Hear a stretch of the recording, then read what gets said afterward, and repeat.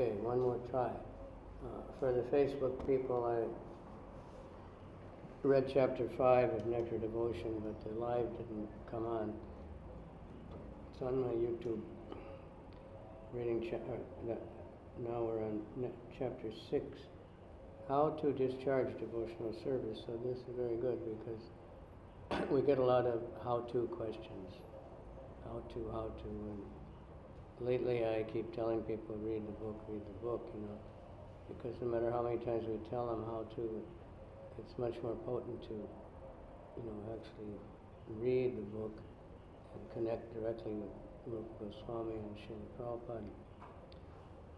And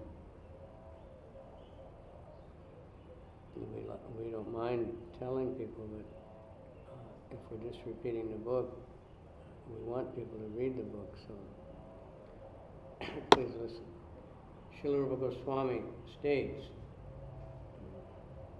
Shri Chaitanya Manobhistam Stapitam Yena Bhutale Swayam Rupa Kadamayam Dadati Swapadantikam Nama Om Vishnu Padaya Krishna Prasthaya Budale Srimati Bhakti Vedanta Swaminiti Namane Namaste Saraswati Deve Gauravani Pracharane Nirvisesha Sanivari Paschacharya Satarana Vanchakalpa Trubhyas Chakripa Sindhuvya Eva Cha Patitanam Pavanebhyo Vaishnavebhyo Namo Namaha. Srila Rupa Goswami states that his elder brother Sanatana Goswami has compiled Adi Bhakti Vilas for the guidance of the Vaishnavas, and therein is mentioned many rules and regulations to be followed for Vaishnavas. Some of them are very important and prominent, and Srila Rupa Goswami will now mention these very important items for our benefit. The purport of this statement is that Srila Rupa Goswami proposes to mention only basic principles and not details. For example, a basic principle is one has to accept a spiritual master. Exactly how one follows the instructions of the spiritual master is considered a detail. For example, if one is following the instructions of the spiritual master, and that instruction is different from the instructions of another spiritual master, this is called detailed information. But the basic principle of acceptance of a spiritual master is good everywhere. Although a spiritual master is good everywhere, although the details may be different, Srila Rupa Goswami does not wish to enter into details here, but wants to place before us only the principles. He mentions the basic principles as follows. 1. Accepting the shelter of the lotus feet of a bona fide spiritual master. 2. Becoming initiated by the spiritual master. And 3. Learning how to obeying the orders of the spiritual master with faith and devotion. 4. Following the footsteps of the great acharyas under the direction of the spiritual master. 5. Inquiring from the spiritual master how to advance in Krishna consciousness. 6. Being prepared to give up anything material for the satisfaction of the Supreme Personality of Godhead, Sri Krishna. This means that when we are engaged in the devotional service of Krishna, we must be prepared to give up something which we may not like to give up, and also we may have to accept something we do not like to accept. 7. Residing in the sacred place of pilgrimage like Dwarka or Vrindavan. 8. Accepting only what is necessary, or dealing with the material world only as far as necessary. Observing the fasting day on Ekadasi, and worshipping sacred trees like the banyan tree. These 10 items are preliminary necessities for beginning the discharge of devotional service in regulated principles. In the beginning, if a neophyte devotee observes the above-mentioned 10 principles, surely he will quickly make good advancement in Krishna consciousness. The next set of instructions is listed as follows. 1. One should rigidly give up the company of non-devotees. 2. One should not instruct a person who is not desirous of accepting devotional service. 3. One should not be very enthusiastic about constructing costly temples or monasteries. One should not try to read too many books, nor should one develop the idea of earning his livelihood by lecturing on or professionally reciting the Srimad Bhagavatam or Bhagavad Gita. 5. One should not be neglectful in ordinary dealings. 6. One should not be under the spell of lamentation and loss or jubilation and gain. 7. One should not disrespect the demigods. 8. One should not give unnecessary trouble to any living entity. 9. One should carefully avoid the various offenses in chanting the holy name of the Lord or in worshiping the deity in the temple. 10. One should be very intolerant toward the blasphemy of the Supreme Personality of Godhead, Krishna, or his devotees. Without following the above-mentioned 10 principles, one cannot properly elevate himself to the platform of sadhana bhakti, or devotional service and practice. Altogether, Srila Rupa Goswami mentions 20 items, and all of them are very important. Out of the 20, the first 3, namely accepting the shelter of a bona fide spiritual master, taking initiation from him, and serving him with respect and reverence, are the most important. The next important items are as follows. 1. One should decorate the body with tilak, which is a sign of the Vaishnavas. The idea is as soon as a person sees these marks on the body of a Vaishnava, he will immediately remember Krishna, Lord Chaitanya, and that a Vaishnava is he who, when seen, reminds one of Krishna. Therefore, it is essential that a Vaishnava mark his body with tilak to remind others of Krishna. In marking such tilak, someone may sometimes write Hare Krishna on the body. 3. One should accept flowers and garlands that have been offered to the deity and the spiritual master and put them on one's body. 4. One should learn to dance before the deity. 5. One should learn how to bow down immediately upon seeing the deity or the spiritual master. 6. As soon as one visits the temple of Lord Krishna, one must stand up. 7. When the deity is being borne for a stroll in the street, a devotee should immediately follow the procession. In this connection, it may be noted that in India, especially in Vishnu temples, the system is that apart from the big deity who is permanently situated in the main area of the temple, there's a set of smaller deities which are taken in procession in the evening. In some temples, it is accustomed to hold a big procession in the evening with a band playing and a nice big umbrella over the deities, who sit on the decorated thrones on the cart or palanquin, which is carried by the devotees. The deities come out onto the street and travel in the neighborhood, while the people of the neighborhood come out to offer prasad. The residents of the neighborhood all follow the procession, so it is a very nice scene. When the deity is coming out, the servitors in the temple put forward the daily accounts before them. So much was the collection, so much was the expenditure. The whole idea is that the deity is considered to be the proprietor of the whole establishment, and all the priests and people taking care of the deity are considered to be the servants of the deity. This system is very, very old and still followed. So therefore it is mentioned here that when the deity is on a stroll, the people should follow behind. 8. A devotee must visit a Vishnu temple at least once or twice every day, morning and evening. In Vrindavan, this system is followed very strictly. All the devotees in town go every morning and evening to visit different temples.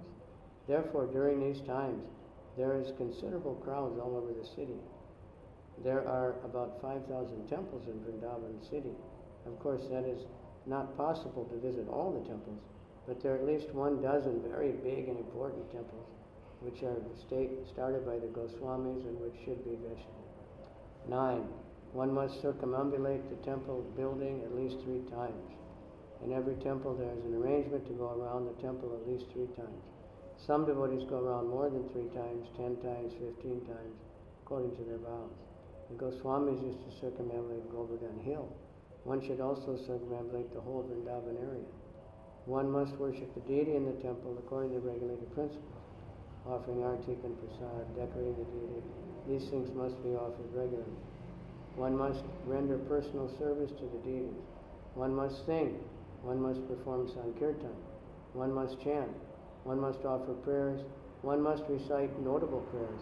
One must taste Mahaprasad, food from the very plate offered before the deities. One must drink Charnamrita, water from the bathing of the deities, which is offered to guests. One must smell the incense and flowers offered to the deity. One must touch the lotus feet of the deity. One must see the deity with great devotion. One must offer artik at different times. One must hear about the Lord and his pastimes from Srimad Bhagavatam, Bhagavad Gita, and similar books. One must pray to the deity for his mercy. One should remember the deity. One should meditate upon the deity. One should render some voluntary service. One should think of the Lord as one's friend. One should offer everything to the Lord. One should offer a favorite article, such as food and a garment. One should take all kinds of risk and perform all endeavors for Krishna's benefit. In every condition, one should be a surrendered soul. One should pour water on the Tulsi tree. One should regularly hear the Srimad Bhagavatam and similar literature. One should live in a sacred place like Mathura, Vrindavan, or Dwarka. One should offer service to Vaishnava devotees. One should arrange one's devotional service according to one's means. In the month of Kartik, October, November, one should make arrangements for special services. During Janmashtami, time of Krishna's appearance, one should observe a special service. One should do whatever is done with great care and devotion for the deity. One should relish the pleasure of Bhagavatam reading among the devotees and not among outsiders. One should associate with devotees who are considered more advanced. One should chant the holy name of the Lord. One should live in the jurisdiction of Mathura. Now the total regulator principles come to an aggregate of 64 items. As we have mentioned, the first are the primary and regulator principles. Then come the secondary 10 regulated, and added to their 44 other activities. So altogether there's 64 for discharging. Out of these 64, 5, namely worshipping the deity, hearing Srimad Bhagavatam, associating among the devotees, Sankirtan, and living in Mathura are very important. The 64 items of devotional service should include all of our activities of body, mind, and speech. As stated in the beginning, the regulative principle of devotional service enjoins that all our senses must be employed in the service of the Lord. Exactly how they can be thus employed is described in the above 64 items.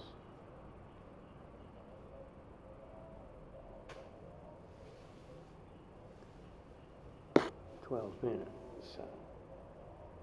Now Srila Rupa Goswami will give evidence from different scriptures supporting the authenticity of many of these points. I'll read two of them. Accepting the shelter of a bona fide spiritual master. In the 11th canto of Srimad Bhagavatam, 3rd chapter, verse 21, Prabhupada tells Maharaj Nimi, "My dear king, please know for certain that it is in this material world there is no happiness. It is simply a mistake to think that there is happiness here, because this place is full of nothing but miserable conditions. Any person who is seriously desirous of achieving real happiness must seek out a bona fide spiritual master and take shelter of him by initiation. The qualification of the spiritual master is that he must have realized the conclusion of the scriptures by deliberation and arguments, and thus be able to convince others of these conclusions. Such great personalities who have taken shelter of the Supreme Godhead, leaving aside all material considerations, are to be understood as bona fide spiritual masters. Everyone should try to find such a bona fide spiritual master in order to fulfill his mission of life, which is to transfer himself to the plane of spiritual bliss.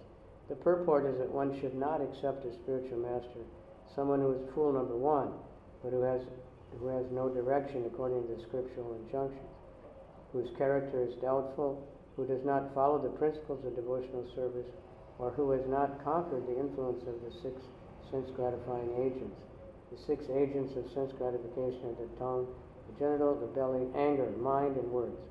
Anyone who has practiced controlling these 6 is permitted to make disciples all over the world. To accept such a spiritual master is the crucial point for advancement in spiritual life. One who is fortunate enough to come under the shelter of the bona fide spiritual master is sure to traverse the path of spiritual salvation without any doubt. Next, accepting initiation from the spiritual master and receiving instructions from him. Sage Prabhupada continued to speak to the king as follows. My dear king, a disciple has to accept the spiritual master not only as spiritual master, but also as the representative of the Supreme Personality of Godhead and the Supersoul. In other words, the disciple should accept the spiritual master as God because he is the external manifestation of Krishna. This is confirmed in every scripture, and a disciple should accept the spiritual master as such. One should learn Srimad Bhagavatam seriously and with all respect and veneration for the spiritual master. Hearing and speaking Srimad Bhagavatam is the religious process which elevates one to the platform of serving and loving the Supreme Personality of Godhead. The attitude of the disciple should be to satisfy the bona fide spiritual master. Then it will be very easy for him to understand spiritual knowledge. This is confirmed in the Vedas, and Rupa Goswami will further explain that for a person who has unflinching faith in God and the spiritual master. Everything becomes revealed very easily. And serving the spiritual master with faith and confidence. Regarding accepting initiation from the spiritual master, the 11th canto of Srimad Bhagavatam, 17th chapter, verse 27, it is stated by Lord Krishna, "My dear Uddhava, the spiritual master must be accepted not only as my representative, but as my very self. He must never be considered on the same level with an ordinary human being. One should never be envious of the spiritual master, as one may be envious of an ordinary man. Spiritual master should always be seen as a representative of the Supreme Personality of Godhead. And by serving the spiritual master, one is able to serve all the demigods." Right. And the altar went dark.